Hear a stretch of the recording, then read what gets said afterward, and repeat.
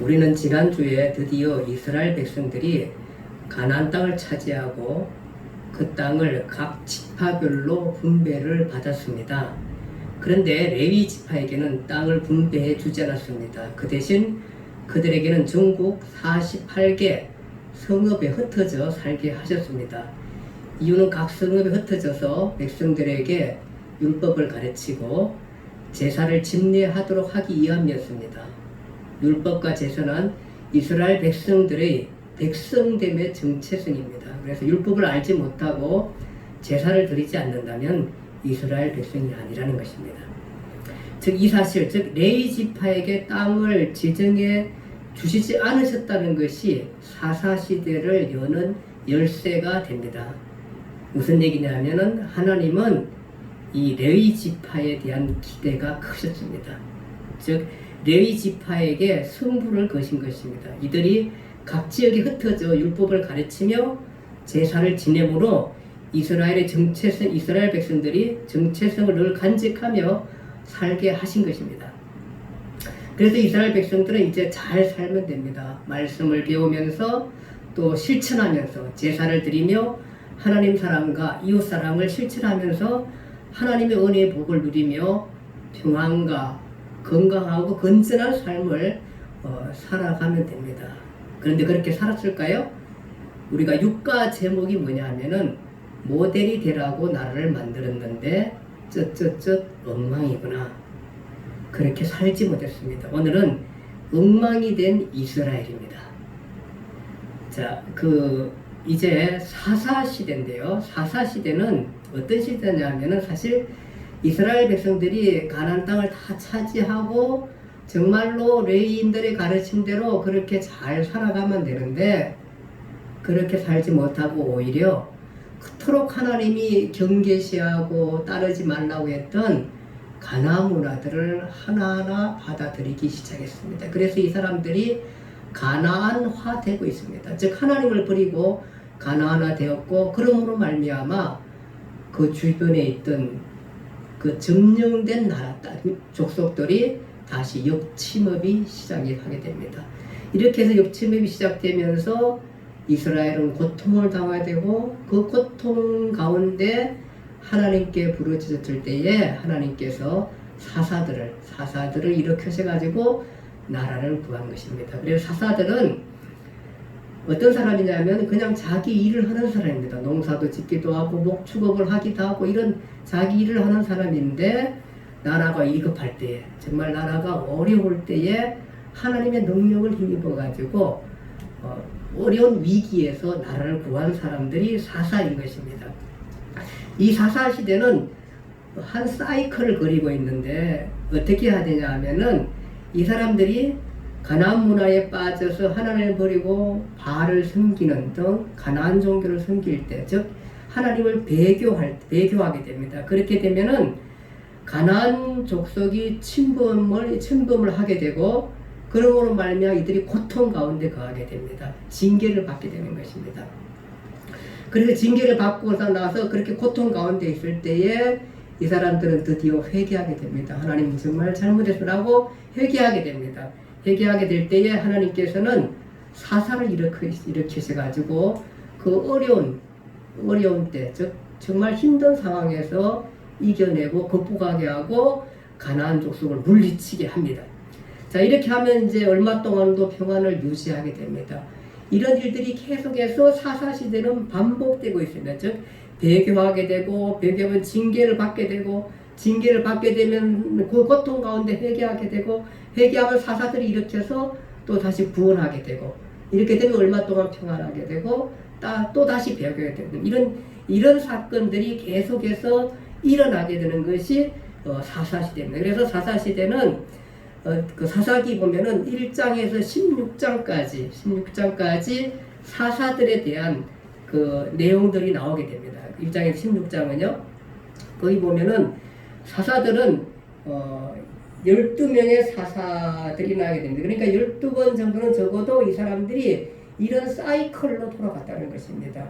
배교하게 되고 징계받게 되고 이런 회개하게 되고 그 다음에 사사 구원받게 되고 평안유지 이런 것들이 계속해서 돌아갔다는 것입니다. 자, 이렇게 된 그 사사들 보면은 첫 번째 사사가 이제 온니엘입니다. 온니엘부터 해가지고 에후, 또 삼갈, 그 다음에 드보라, 기드온, 돌라, 야일, 입다, 입산, 엘론, 압돈, 삼손 등 12명의 사사에 대한 기록을 하고 있습니다. 그것이 사사기 내용입니다. 사사기의 1장부터 16장까지 이 사사들의 내용을 다루고 있습니다. 이 내용들 우리가 잘 읽어보면 이 사사가 이렇게 했고 이 사사가 이렇게 했고 이런 것들을 우리가 충분히 잘 이해할 수 있습니다. 그래서 사사기는 12명의 사사들에 대한 이야기를 기록하고 있고요. 그것이 이제 1장에서 16장이고 그 다음에 그 17장부터는 이제 다른 얘기를 하고 있습니다. 그것은 뭐냐 하면은 사사 시대에 대한 그 시대적 배경 또 시대적 상황 이들이 어떤 상황과 어떤 문화를 일으키고 있는가를 에 대한 그 스토리를 알 수 있는 아주 중요한 두 개의 스토리를 기록해내고 있습니다. 오늘은 그 스토리를 보면서 이때 사사시대가 이런 상황이었구나 라고 우리가 짐작해 볼 수 있고 그런 상황에서 우리가 어떻게 살아야 하는지에 대한 생각을 한번 해보기로 하겠습니다.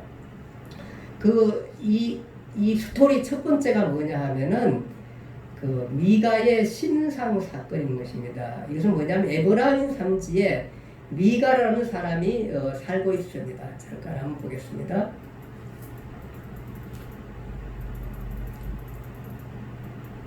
네, 미가라는 사람이 이 에브라임 여기죠. 에브라임 산지에 미가라는 사람이 살고 있었는데 그의 어머니가 은 1100을 잃어버리게 됩니다. 은 1100은 굉장히 큰 돈이겠죠. 가룟 유다가 예수님을 은 30에 팔았고요. 요셉은 형제들에게 의해서 은 20에 미디안 상인에게 팔렸습니다. 그런 거 생각하면 은 1100은 굉장히 큰 돈입니다. 이것을 누가 가져갔는지 모르고 그러니까 이 엄마가 이 미가의 어머니가 가져간 사람이 누군지 모르지만 그냥 저주를 퍼붓습니다. 욕을 하고 저주를 퍼붓게 됩니다. 그러니까 아들이 그것을 듣고는 가만히 생각해 보니까 그 저주가 자신에게 임할 것 같았습니다. 왜냐하면은 그 돈은 자신이 훔쳐갔거든요. 그러니까 저주가 임하면 안 되니까 겁이 덜컥난. 그러니까 이 아이가 굉장히 어떻게 생각하면 되게 소심하고 이런 아이였겠죠. 어쨌든 그 걱정이 되니까 다시 사실 고백을 합니다. 그러니까 엄마가 엄마의 돈을 훔친 아들, 그 아들이 고백을 하자 엄마가 그 아들을 용서를 해주고 오히려 그 축복을 저주를 취소하고 아들이 축복받을 것에 대해서 그렇게 축복받기를 그렇게 원하게 됩니다. 자, 이렇게 해서 이제 여러 가지 이런 일들이 있었고 그런 가운데 아마 저주를 해서 그런지 걱정이 되었는지 이 엄마가 그 은 1100에서 200을 떼어가지고 은 세공업장에 맡겨 신상을 만듭니다. 그래서 미가의 집 신당에 그 신상을 모셔놓게 되고 또 에봇도 만들고 에봇은 제사장이 있는 옷입니다. 그 다음에 드라빔도 만들게 됩니다. 드라빔은 아주 그 수호신 같이 그 신상을 작게 만들어서 가져다니는 것을 말합니다. 그러니까 이게 그 신당이 있고 또 그 신당에서 하나님을 예배하는 게 아니라 이렇게 그 형상을 하나님 형상을 만들지 말라고 하는데 형상을 만드는 것도 잘못인 것입니다. 그리고 제사장 옷을 만들어가지고 그 아들들 가운데 하나를 또 제사장으로 그렇게 세워놨습니다. 이것도 큰 잘못입니다. 왜냐하면은 제사장은 레위 지파가 하게 되어 있는 거예요. 임의로 제사장을 세울 수 없는 것입니다. 이 시대가 성경은 이스라엘의 왕이 없으므로 사람마다 자기 소견에 오름대로 행하였다. 자기 소견에 오름대로 행한 시대가 이 시대입니다. 자, 이렇게 그 잘못된 시대 가운데 한 레위 지파 청년이 베들레헴에 살고 있었는데 이 거주할 곳을 찾고자 하여 베들레헴을 떠나 에브라임 산지로 가서 미가의 집에 이르게 되었습니다. 그 미가의 집 근처를 헤매다 보니까 미가가 그에게 묻습니다. 너는 어디서부터 하고 어디서 오느냐고 묻습니다. 그러니까 자기는 베들레헴 레위 지파 사람인데 있을 곳이 없다. 그 얘기를 하게 됩니다. 참 레위 지파가 있을 것도 없다는 것도 정말로 이게 이 시대 상황을 우리가 좀 볼 수 있습니다. 레위 지파는 사실 그 성읍에 거하면서 원래는 이제 이 사람들이 바치는 11조를 통해서 이 사람들이 생활을 할 수 있게 되는데 아마 이게 11조 드리는 것도 아마 없었던 것 같습니다. 어쨌든 간에 이 사람들이 이렇게 여러 가지 어려운 가운데 있을 곳이 없어 찾아다니는 이 모습을 볼 때도 참 이 시대 상황을 우리가 엿볼 수가 있습니다. 그러자 이제 미가가 그에게 얘기하기를 그러면 네가 우리 집에 가장처럼 있고 우리 제사장이 되어달라 그렇게 말하게 됩니다. 그럼 레인이야 사실은 이것도 갈 것도 없고 이런 가운데 있었고 뭐 솔직히 뭐 의식이나 의미나 뭐 이런 걸 담지를 못한 것 같습니다. 아마 그냥 살 곳을 찾아서 떠나왔는데 마침 미가가 여기 살 곳도 있다고 그러고 또 여기서 제사장 하라고 하니까 월급도 줄 것 같고 이러니까 그냥 거기에 머물게 되는 것입니다. 직장이 생기게 된 것입니다. 자, 그런 가운데 여기 이제 이런 미가의 집 이런 가운데 있는 상태에 단지파가 여기 보면은 단지파가 사실 지파들 가운데 이렇게 땅을 다 나눠줬는데 이 단지파는 이 블레셋은 굉장히 큰 족속에 아주 힘이 강한 족속의 옆에 있습니다. 그러다 보니까 사실 여기가 안정되게 자리를 못 차지한 것 같아요. 그래가지고 이 단지파 사람들이 너무 힘들고 하니까 몇 명을 보내가지고 우리가 있을 땅을 좀 탐지해오라. 그래가지고 이 사람들이 몇몇이 탐지로 이제 가게 됩니다. 가게 되는데 가다가 이 에브라임의 산지에 이 미가의 집에 들르게 됩니다. 그래 보니까 여기에 소문에 의하니까 레위 사람이 있다는 거예요. 그래서 이 사람을 들러가지고 그러면 그 레위 사람한테 우리가 정말 탄 땅을 찾으러 가면 잘 찾을 수 있냐 물어보자. 이래가지고 이제 땅을 물어보게 되었습니다. 이렇게 물어보니까 이 레위 사람이 아마 가서 순trực하게 찾을 수 있을 것 같다. 잘 찾을 수 있을 것 같다. 그런 얘기를 하게 됩니다. 그래서 이 사람들이 이제 떠나서 갑니다. 떠나서 가가지고 정말로 다른 땅을 찾았습니다. 찾고 탐지하고 돌아와가지고 드디어 있을 곳을 찾고 난 다음에 돌아왔습니다. 돌아와가지고 이 족속들을 데리고 이제 다시 이 땅을 차지하러 갈 때에 여기 보니까 탐지했던 사람이 보니까 여기에 미가라는 집에 보니까 신상도 있고 그 다음에 에봇도 있고 또 거기에 뭐 드라빔도 있고 무엇보다도 거기에 레위 사람이 있는 거였어요. 그러니까 이 사람들 생각에 이 사람을 데려가고 하면은 아주 자기들한테 아주 굉장히 유익도 많이 될 것 같고 뭐 제사도 지낼 수 있고 하는 것이었습니다. 그래서 여기 가가지고 가서 그 사람만 데려간 게 아니라 여기 있는 신상도 훔쳐가고 그 다음에 드라빔, 에봇 이런 걸 다 훔쳐갔습니다. 그리고 제사장은 꼬여가지고 너가 한 사람의 제사장이 좋냐 아니면 한 지파의 제사장이 좋겠냐 한번 생각해봐라 막 이렇게 해가지고 하니까 이 레위 사람도 뭐 아무래도 어차피 뭐 생각 없는 사람이니까 어차피 작은 데보다 큰데 개척교회보다 큰 교회 목회하는 게 낫겠죠? 그러니까 아마 이제 큰 교회로 아무 생각 없이 이제 따라가게 되는 거예요. 큰 지파로 따라가게 되는 것입니다. 이렇게 해서 따라가게 됩니다. 이렇게 되자 미가가 그 소식을 듣고 쫓아갑니다. 쫓아가가지고 왜 우리 제사장을 데려가고 그 다음에 왜 우리 엄마가 만들어 놓은 이 신상들을 왜 가지고 가냐 왜 가지고 또 훔쳐 도망가느냐 이렇게 하게 돼 당연히 하게 되죠. 그러자 이 사람들이 협박을 합니다. 너는 돌아가라. 우리 가운데 내 목숨이 아까우면 돌아가라. 무슨 얘기입니까? 돌아가. 좋은 말 할 때 돌아가. 아니면은 너는 이 자리에서 죽을 수도 있어. 아마 이런 얘기겠죠. 이렇게 어떻게 이스라엘 지파가 이스라엘의 사람들이 어떻게 이렇게 폭력을 쓸 수 있습니까? 이것은 하나님 나라의 백성의 즉 백성의 요구사항이 아닌 하나님의 나라의 백성의 율법이 아닌 것입니다. 이것은 강탈입니다. 도적질입니다. 이건 정말로 이들이 미워해야 할 가나안 문화의 특성이었습니다. 그것을 지금 이 이스라엘 백성 단지파가 행하고 있는 것입니다.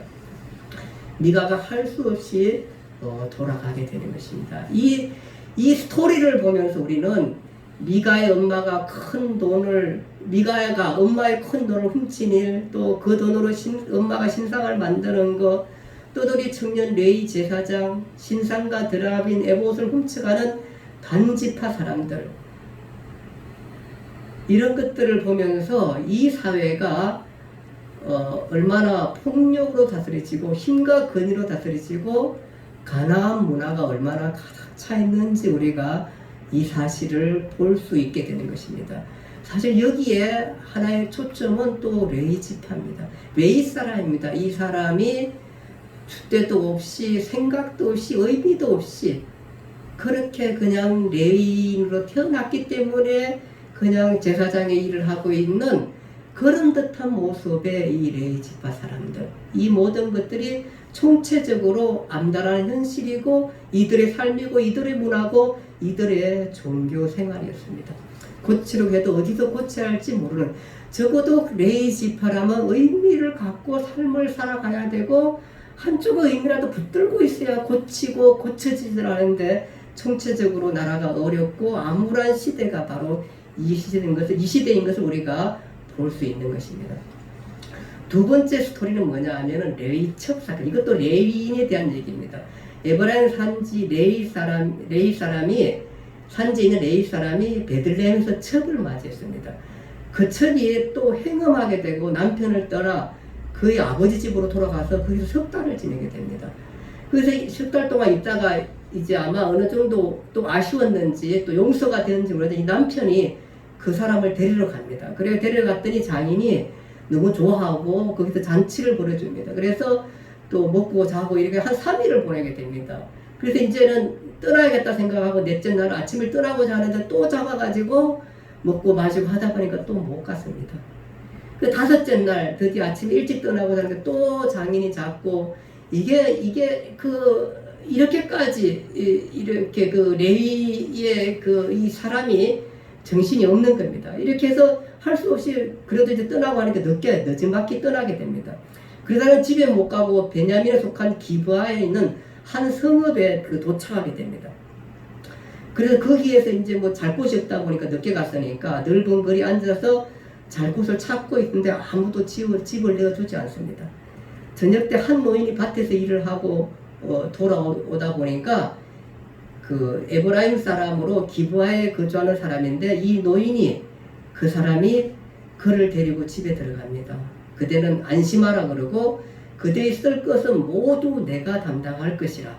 그러니 거리에서 유숙하지 말라 합니다. 굉장히 정말 그 시대에 그래도 조금 그나마 생각 있는 노인입니다. 그래 그나마 의미를 두고 삶을 살아가는 사람들입니다. 왜냐하면은 성경은 굉장히 나그네를 소중하게 여기됩니다. 그래서 사실 우리도 늘 이 땅에 살면서 이 땅에 있는 많은 그 이주 여성들, 이주민들, 타문화권 사람들, 다문화 사람들, 이 사람들에 대한 생각을 우리가 좀 해야 할 것입니다. 이스라엘 문화가 그랬습니다. 그런 가운데 있는데 그 사람이 이 사람들을 데리고 들어가 영접해서 나귀에게 먹이도 주고 나귀까지 먹이도 주고, 이것은 그냥 이스라엘 백성들의 습성이고 당연한 인들입니다. 그들이 발을 씻게끔 하고 또 먹고 마실 것을 주게 됩니다. 아주 대접을 잘해주게 됩니다. 그런 가운데 있는데 그 마을에 있는 불량배들이, 그 불량배들이 이게 지금 그 베냐민 지파 사람들이죠. 베냐민 지파 사람들이, 그 불량배들이 그 집을 에워싸고 문을 두드리면서 내 집에 들어온 사람들을 내어놓으라는 것입니다. 내어놓으라, 우리가 그들을 상관하겠다는 것이, 그 얘기는 뭐냐 하면은 동성애하겠다. 이건 사실은 소돔과 고모라의 스토리들입니다. 그러니까 소돔과 고모라와 같이 이렇게 타락한 사회라는 것을 어느 정도 짐작할 수 있는 게 바로 이 사사시대인 것입니다. 불량배들이 집을 싸고 뭐 하니까 이 주인이 손님은 절대 내어주지 않는 것이 이들의 그 나그네에 대한 대접이거든요. 그러니까 이 사람이 어떻게 하면 극단적으로, 그럼 이 사람은 내어줄 수 없고 내 딸이 있고 그 다음에 이 사람이 데리고 온 첩이 있으니까 그들을 내어주니 그들을 아무렇게나 하라, 그렇게 말합니다. 이것은 율법에 대한 나그네를 대접하는 데 대한 곡해, 잘못된 오해, 극단적인 선택, 그때 당시의 시대적 어떤 그런 문화들, 이런 것들에서 여성을 비하하거나 이랬던 시대의 그 상황입니다. 절대 그럴 수 없는 일들을 이 사람이 하게 됩니다. 그것이 결국은 자기 딸은 내어주지 않고 이 사람들 보면 그 첩을 내어주게 됩니다. 그 첩을 그 불량배들이 밤새 동안 윤관하게 되고 그 일로 말미암아 이 여자가 죽게 됩니다. 그렇게 되자 그 레위 사람이 그 여자를 그 자기 나귀에 싣고 집으로 돌아가서 그 여자의 시체를 잘라가 12동화를 내가지고 그것을 이스라엘 그 각 지파에게 보내게 됩니다. 이스라엘 각 지파가 분개하게, 사실 분개할 일이죠. 근데 사실은 이렇게까지 하게 되는 이 모든 상황들이 지금 사사기의 마지막 상황들을 우리가 볼 수 있습니다. 이런 상황입니다. 그렇게 되자 이제 이 사람들이 이 모든 이 사람들이 각 지파들이 다 모여가지고 드디어 베냐민 지파와 전투를 벌이게 되는 것입니다. 베냐민 지파와 전투를 벌이게 되고 이 베냐민 지파가 굉장히 용감하거든요. 그래서 첫 번째, 두 번째 다 칩니다. 그러나 세 번째 매복에 있다가 전투해가지고 베냐민 용사 25,000명을 죽이게 됩니다. 성읍을 불살이고 그리고 그렇게 되자 결국은 또 이 사람들이 맹세하기는 뭐냐 하면은 베냐민 지파와 혼인하지 않겠다고 모두 맹세하게 됩니다. 이렇게 되면은 베냐민 지파는 없어지게 되는 것입니다. 없어지는 위기까지 베냐민 지파가 놓이게 되는 이런 상황을 맞게 되는 것이 바로 이 사사기의 내용인 것입니다. 하나님은 이스라엘 나라를 세우신 이유가 모델이 되라고 세웠습니다. 이스라엘이 복을 많이 받고 율법을 행함으로 질서가 잘 유지되고 안정이 되고 건전하고 건강한 나라가 되게 하는 것, 그리고 그렇게 건강한 나라가 되었을 때 다른 나라 사람들이 그 나라를 보면서 그 나라를 모델 삼아 소망하면서 우리나라도 그 나라 안으로 들어가게끔 그 나라처럼 되기를 소망하는 것이 하나님의 꿈이었고 이스라엘에 대한 기대였습니다. 결국은 이방 나라들로 이스라엘 나라 되게 하는 것이 하나님의 꿈이었습니다. 그러나 오히려 이스라엘 사람들은 오히려 가나안 문화를 받아들임으로 말미암아 가나안에 점령된 것이 사사시대의 내용인 것입니다.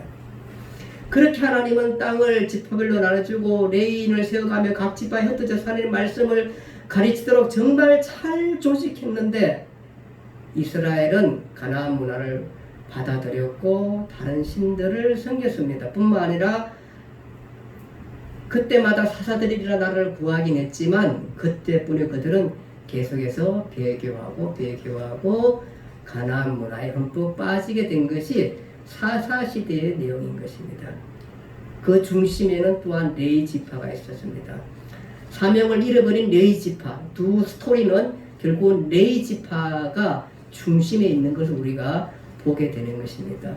아무런 사명 없이 아무런 의식 없이 살아가는 레위 지파의 모습과 타락된 이스라엘 민족의 모습을 우리는 이 두 편의 스토리 속에서 볼 수가 있게 되는 것입니다. 하나님은 레위 지파에게 선물을 거셨고 이스라엘 백성들로 하여금 세상 나라의 모델이 되게 하시려고 이 나라를 세우셨습니다. 그런데 그들은 그렇지 못했습니다. 오늘날 우리는 지금 코로나 시대를 맞이하고 있고 자금의 조국 교회를 생각하게 됩니다. 코로나19로 인하여 교회가 많은 욕을 먹고 있습니다. 교회가 사회의 골칫덩어리나 지탄의 대상이 되는 것 아닌가, 이런 상황에서 한국교회가 다시 설 수 있는가, 이런 생각들로 마음 조아리게 하게 되는 것입니다. 그런데 대다수의 교회는 사회를 안고 가고 있는 것입니다. 교회는 다른 종교와 달리 모임이 많습니다. 예배 모임은 물론 구역이나 성가대, 교사, 여전대, 남전대에 이게 조직적으로 잘 되어 있습니다. 일주일에도 모임이 굉장히 많습니다. 또 그 사람들 나름대로 또 그 안에서 친목을 갖게 됩니다. 그만큼 교회는 활동이 많고 이런 활동들은 대체로 예배와 선교와 봉사와 섬기는 일들인 것입니다. 물론 친목 모임도 많이 있습니다. 그래서 사실 무조건 모이지 말라 하기가 참 어려운 것이 또 교회의 입장인 것입니다. 이렇게 활동이 많다 보니까 당연히 감염자가 많이 나올 수밖에 없는 것입니다. 그렇지만 교회는 그럼에도 불구하고 대다수의 교회가 사회 질서에 협조하며 모임을 이끌어가고 있습니다. 정말 우리 모두가 힘든 시대를 보내고 있습니다. 특별히 조국 교회와 사회를 안고 우리가 많이 기도해야 합니다. 일부 교회가 시민사회 가운데 골칫덩어리나 지탄의 대상이 되고 있는 것은 정말 참 안타까운 일입니다. 그리고 거기에는 사실 정부의 책임도 많이 있다고 생각합니다. 우리 사회를 좌파와 우파랑 양극단을 올 정부가 많이 양산해 놓았습니다. 여기엔 정부의 책임도 있습니다. 그리고 정부가 교회의 예배를 임으로 강제할 수는 없습니다. 사람은 누구나 종교의 자유가 있습니다. 예배의 자유가 있습니다. 교회가 예배나 교회 모임이 많아서 또 규모 없이 지역사회에 해를 끼치고 있다면 정부는 교회에 대해서 협조를 요청할 수 있어도 강제할 수는 없는 것입니다. 교회는 절대 양보할 수 있는 모임이 있어요. 그것이 예배 모임입니다. 그러나 예배가 지역사회에 많은 사람들에게 고통을 안겨준다면 진정한 예배가 될 수 없을 것입니다. 교회는 예배에 대한 사명이 있는 것과 동일하게 이웃사랑에 대한 사명이 있습니다. 그래서 아무런 의식 없이 내 방식만 고집하고 이렇게 해서 지역사회에 감염병을 확산시켜서 지역사회에 해를 준다면 수많은 사람들을 고통 속으로 몰아넣는다면 그것은 교회의 큰 잘못입니다. 교회는 크게 사회의 모델이 되어야 합니다. 진정성 있는 모든 모임의 모델이 되어야 하는 것이 교회 공동체의 모임입니다. 여러 가지 상황을 고려해서 교회 공동체가 논의하고 사회에 미칠 영향들을 고려하며 예배의 수를 설득하거나 또 예배를 비대면으로 돌리거나 또 충분한 거리를 두거나 이런 여러 가지 상황들을 많이 고민하며 논의하며 지역사회에 해를 끼치지 않도록 그렇게 우리 교회는 노력해야 하는 것입니다.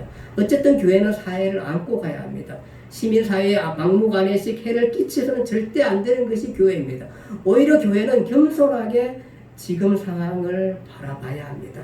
그래서 시민사회가 교회가 절대 양보할 수 없는 예배를 두고 몸부림치고 있구나. 절대 양보할 수 있는 모임을 두고 몸부림치고 있구나. 이런 것들을 시민사회가 느끼게 해야 하는 것입니다. 절제하고 배려하고 있구나. 사회가 함께하고 있구나. 노력하고 있구나. 지역사회를 안고 가고 있구나. 이런 인식을 시민사회가 가져갈 수 있도록 교회는 겸허하며 겸손하며 무엇보다도 배려하며 사랑하며 이런 것들을 우리 사회에 실천해야 합니다. 그래서 예배를 아주 지혜롭게 의미를 두고 그렇게 절제하며 드려야 된다 이런 생각을 하게 되는 것입니다. 이스라엘 백성들의 사명이 세상 나라로 하나님 나라 되게 할 사명이 이스라엘 나라의 사명과 마찬가지로 교회도 동일합니다. 교회도 사회를 안고 가야 합니다. 그러나 일부로 인하여 한국 교회가 사회에 많은 오히려 기여를 했으면 좋겠습니다.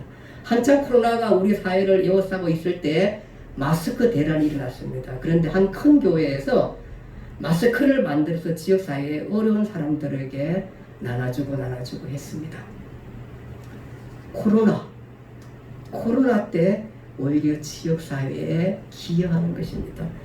어떤 교회는 코로나 환자를 격리하는데 격리할 곳이 없다고 할 때에 교회는 기도원이나 수련관을 흔쾌히 되어 주어서 그곳에서 격리하도록 해 주었습니다. 이렇게 대다수의 교회는 사회에 함께 가고 있고 그렇게 함께 가고 있다는 것들을 우리 시민사회가 알아주었으면 좋겠다는 생각을 갖게 됩니다. 코로나로 인하여 오히려 조국 교회가 우리 조국 나라에 또 시민사회에 기여하는 많은 일들을 했으면 좋겠고 우리 성도 하나하나가 그런 의식을 갖고 혹 온라인으로 예배를 드리더라도 진정으로 드리고 뿐만 아니라 우리 지역사회를 기도하며 또 한 번 더 배려하며 살펴보며 조심하며 주의하며 더 많이 주의하며 한 사람이 이게 코로나 감염되면 살아가는 많은 사람들에게 감염되고 아픔을 주게 되는 것입니다. 우리가 정말 조심하다가 걸렸으면은 그건 어쩔 수 없는 일들이잖아요. 그러나 그렇지 못하고 막무가내식 우리가 어떤 것을 주장해서는 안 되겠습니다. 우리 모두가 잘 조심해서 또 오히려 지역사회를 잘 이끌어가서 교회가 이 코로나를 잘 극복할 수 있는